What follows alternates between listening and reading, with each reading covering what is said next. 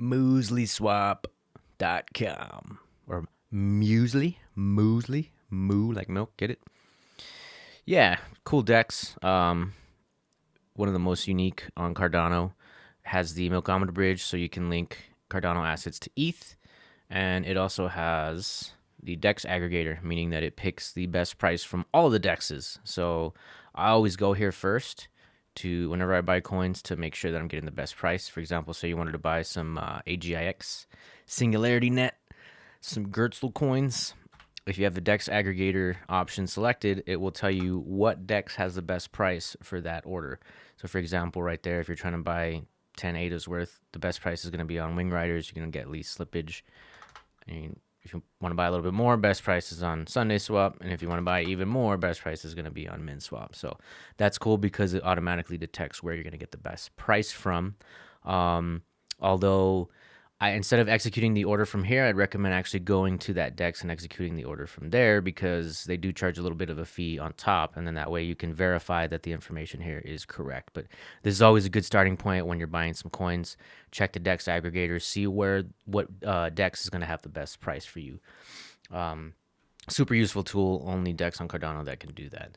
They're also the only DEX on Cardano that has the order book, which is similar to how like Bittrex works, where you just match orders. So somebody's trying to sell, this amount of AGIX tokens for this price of ADA. So you can directly match order, meaning that there's no slippage. Which the contrast to the order book model is called the AMM model, which uses liquidity pools. If you don't know how that works, I recommend you jump into the docs. So if you go to the very bottom of the page here, you can go to the docs, and that takes you here to the articles that they've written. Very well structured. They got a great team, a lot of knowledge. But yeah, check out the liquidity pools 101, and it'll tell you kind of how a liquidity pool will work. So basically, people will put up 50% of one coin and another coin, creating a pairing, and then from there, people will trade against that pair, and the buy and sell ratios will affect the price. With order books, it's not the case. You can see all the orders right away, and there's no slippage. So pretty cool. Only DEX that does that as well. If you want to default to just use the order book, you can turn off the DEX aggregator, and it'll default to just using the order book. But if you see here, some people will, especially like on bigger coins, they'll manipulate the order book so that it's pretty much not worth it to use it sometimes, but sometimes it is. So you just gotta kind of play with it. See, 1,000 ADA will get you 2,000 AGIX on MinSwap, but if you turn it off, it only gets you 6. So good tool, but be careful with that. Definitely a double-edged sword. Anyways, reason why I wanted to talk about this is because I think it's a real strong coin. They got a lot of things down the pipeline that nobody else is really doing. They already have a bunch of stuff that nobody else is doing, and then they're going to add even more. So not financial advice, but definitely something worth looking into if you got some spare dough. As always, don't spend more than you're willing to lose. But I have feeling pretty good about this one, so just trying to pass the info along. And the reason why I feel good about it is because it has extremely low supply. So Bitcoin has 21 million total supply, and that's all that's ever going to be made. There's only ever going to be 10 million milk. That's even less than Bitcoin. And it has way more utility, if you ask me. I mean, Bitcoin's great. Obviously, it's the leader, the king of all this.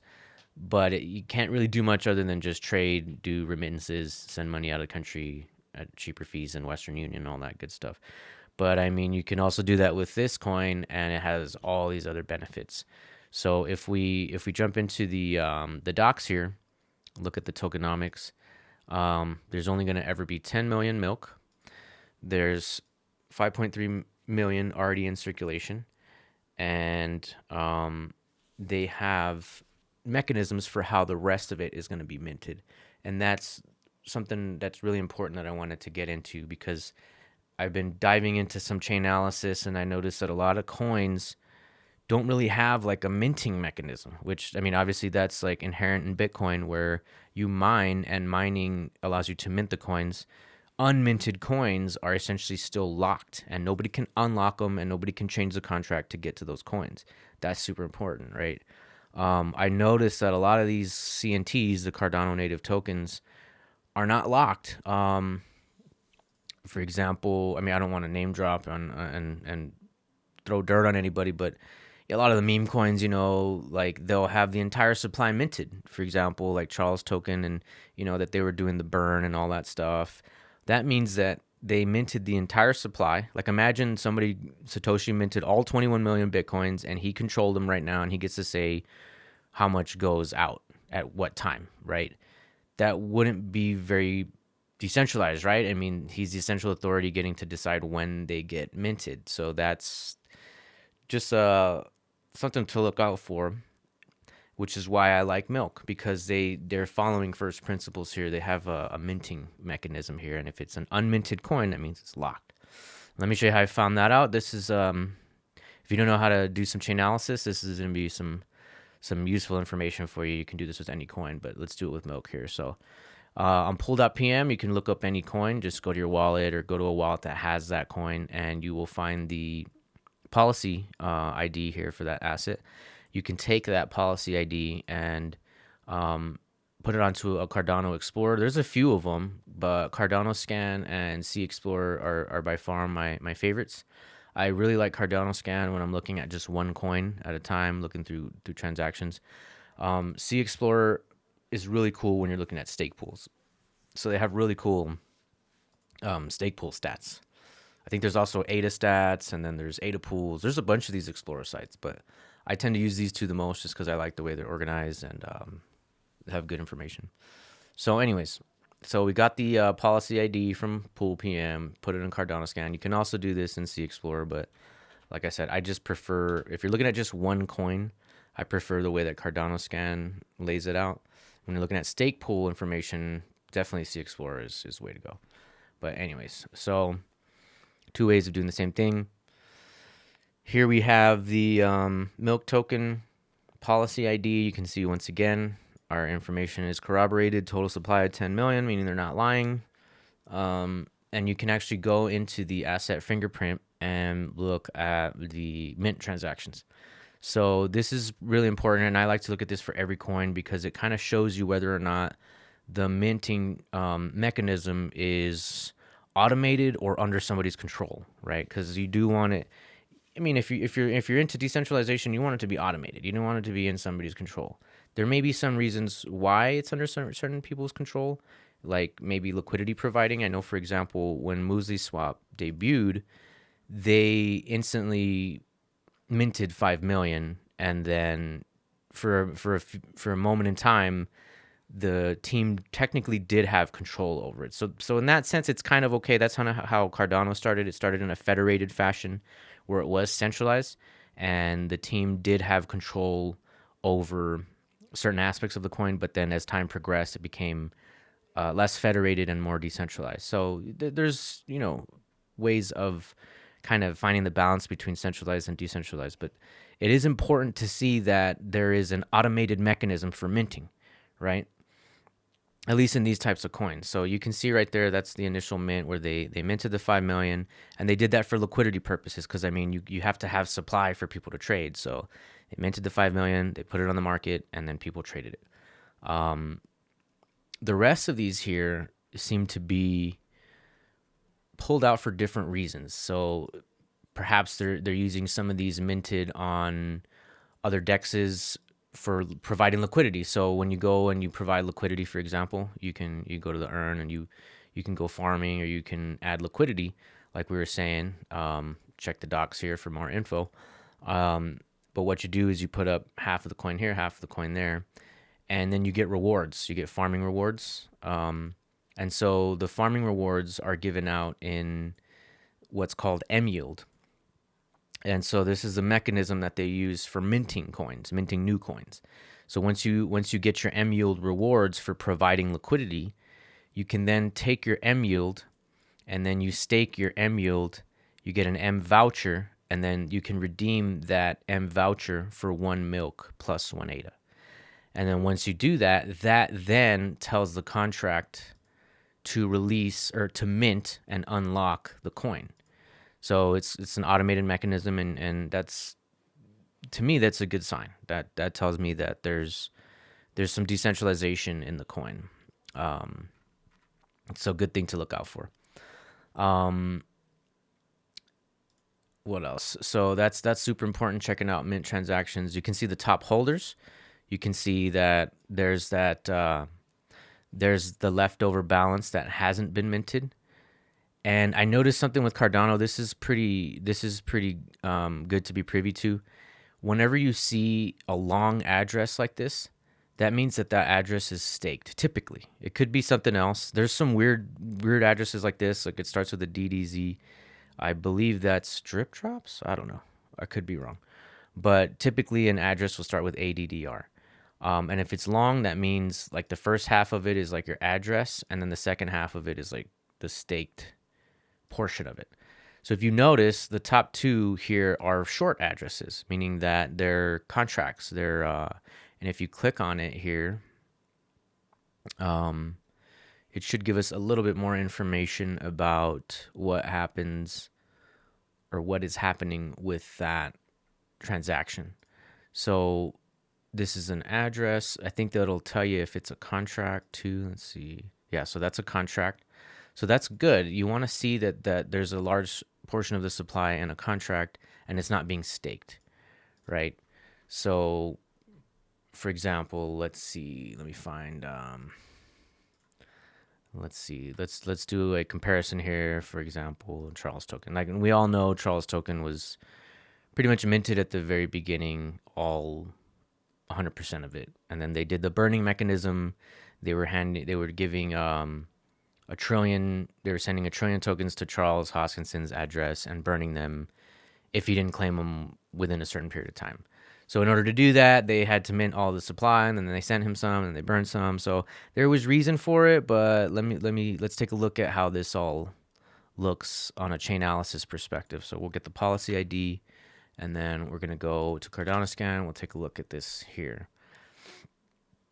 All right, so we can see the total supply has definitely gone significantly down. I think they started at like a quadrillion. So they've burned a lot, and that's, in my opinion, a good thing. Shout out to Six City. He's doing a good thing there. So once again, yeah, so we can see the mint transactions. You can see the burn transactions. You can see the top holders. And you'll notice here that the top holder seems to be an address that's staked, right?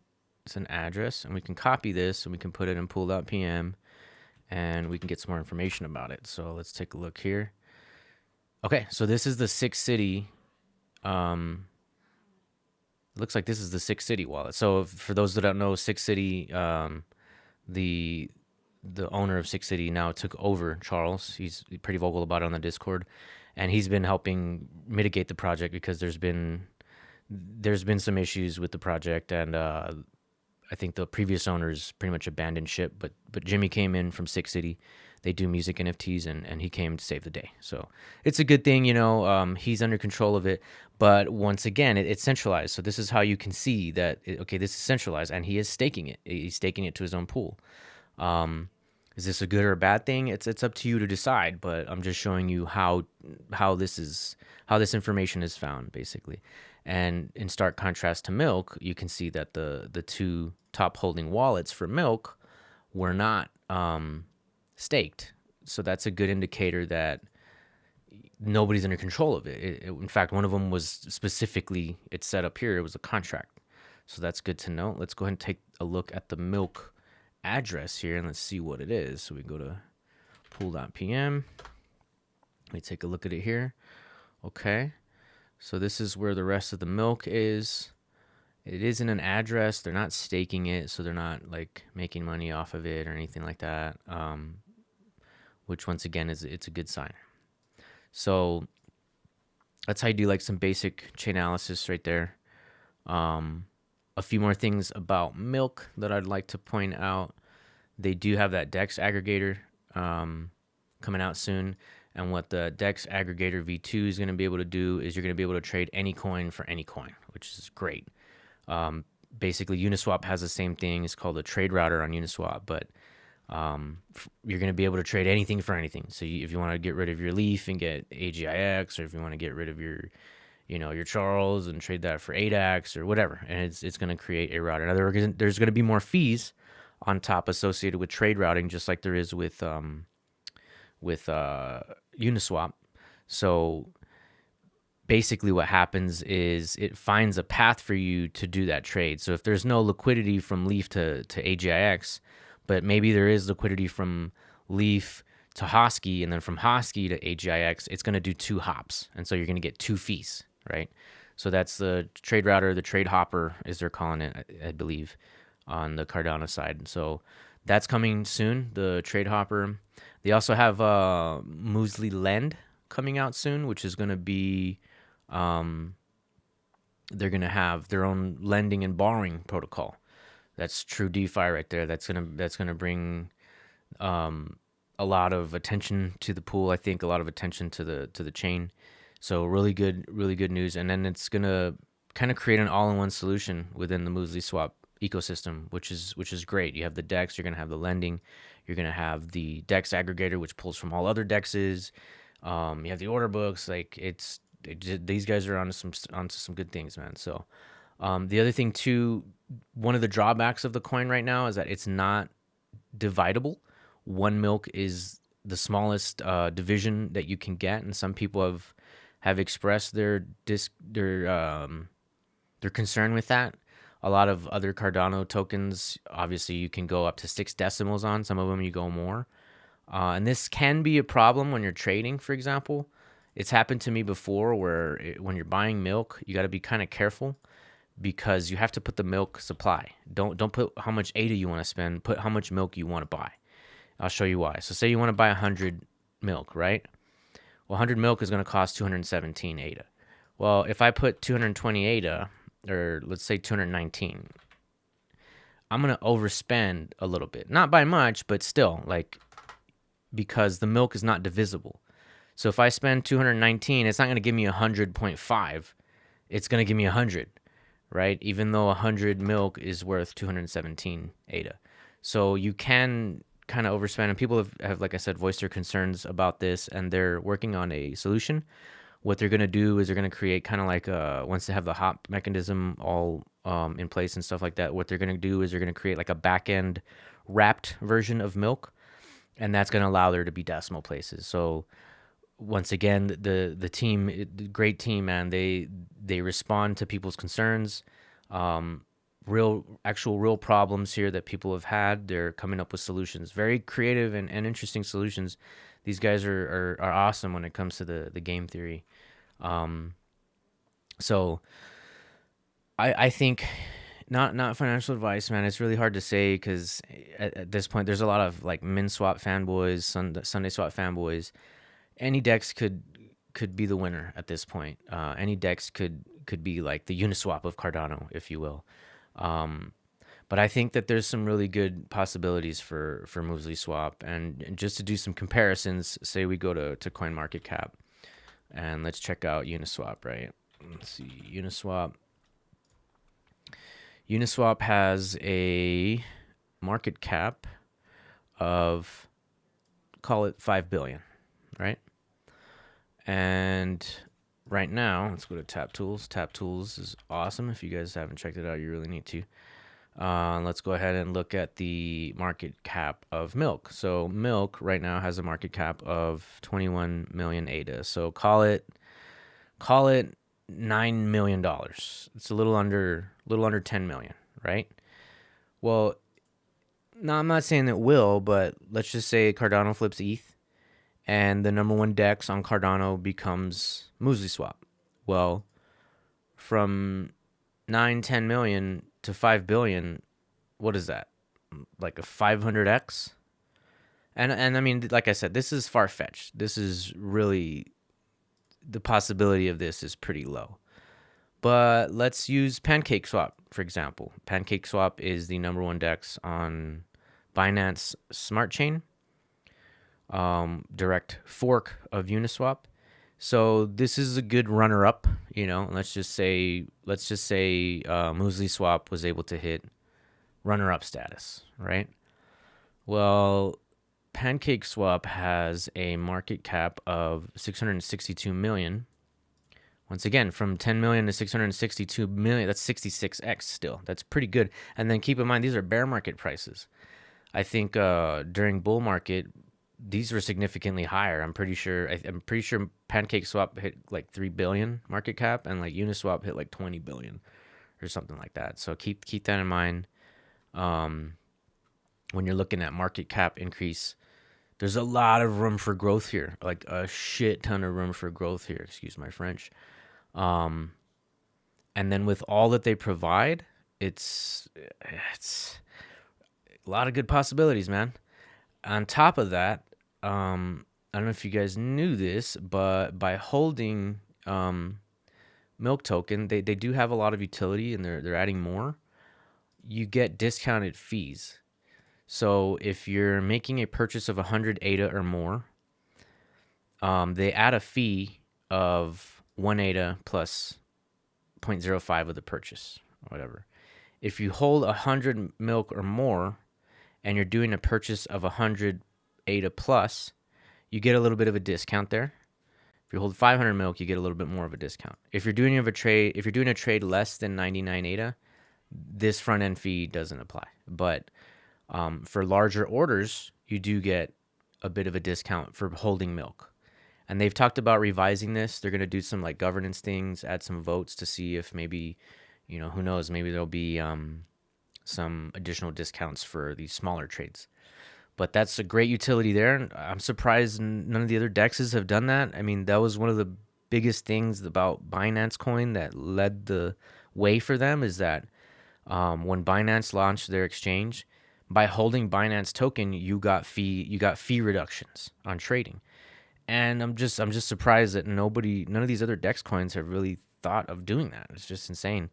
But yeah, Milk is definitely on the right path. They're giving fee reductions for milk holders. On top of that, they do have staking. So you can stake your milk, and it's custodial staking, meaning that you have to lock it in their wallet. It doesn't stay in your wallet. So it's a little risky. I don't do it, but it is utility. So once again, more utility. And the reason why I don't do it is because they're not offering like anything special. They're offering like some crappy coins here. I did try it once. At one point, they were offering Hosky, and I was like, well, that's pretty cool. So I locked up like 100 milk, and I got like 30 million Hosky or something after like 30 days. So that was pretty cool. But like I said, there is some risk here because you're locking your milk tokens in a contract, meaning they have to leave your wallet and they're in somebody else's contract. If somebody hacks that contract, you lose your coins. It's not like non-custodial staking like with ADA, like you hold your ADA in your wallet and it's always in your wallet. There's no risk of if the stake pool gets hacked, you don't lose your coins, right? So keep that in mind. There's non-custodial and custodial staking. But yeah, so all these things come together, and I think they're shaping up to be a really good ecosystem here.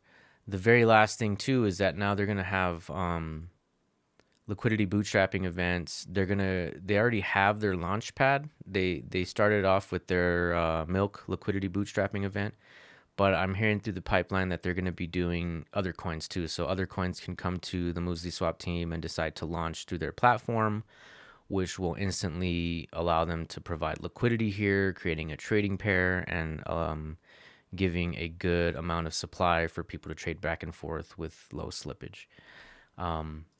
So yeah, all that stuff, man. It's a lot of stuff, I know, but pretty important to know how to kind of do some of this Chainalysis stuff, how to look into coins, how to look into the stake pools. As always, keep an eye on their Twitter, on their Medium. They have their own forum as well. Sign up for their forum if you haven't already. That's as a milk holder, you're gonna have voting rights once different votes kick in, like as we were saying, like with the fee reduction possibility, stuff like that. So a lot of utility, extremely low supply, and less than $1 right now. So yeah, I mean, make your own decision, but I just wanted to share this information for you guys. One last thing. They have gotten a lot of flack. Pretty much the only flack they get aside from that decimal place thing, is that they don't promote. They have very shitty marketing. And so Min Swap and Sunday Swap and Wing Riders are seemingly the better dexes. They have more total value locked, TVL. More people are locking liquidity on those other dexes, which seemingly shows that perhaps people trust those other dexes more. But in my opinion, it's just because they're not, I mean, these guys aren't promoting, they're not marketing, which is a double-edged sword. I mean, it's kind of bad because it's keeping the price low, but it's kind of good because it's keeping the price low, meaning you get a good buying opportunity right now. Once they start promoting and marketing and doing all that shit, I mean, I feel like these guys, they have a very shoot first, ask questions later mentality. So they launch shit, without any promo, and it just all of a sudden you get all these new features and stuff, and then they talk about it later, which is what I like, because in crypto you get a lot of these fake promises.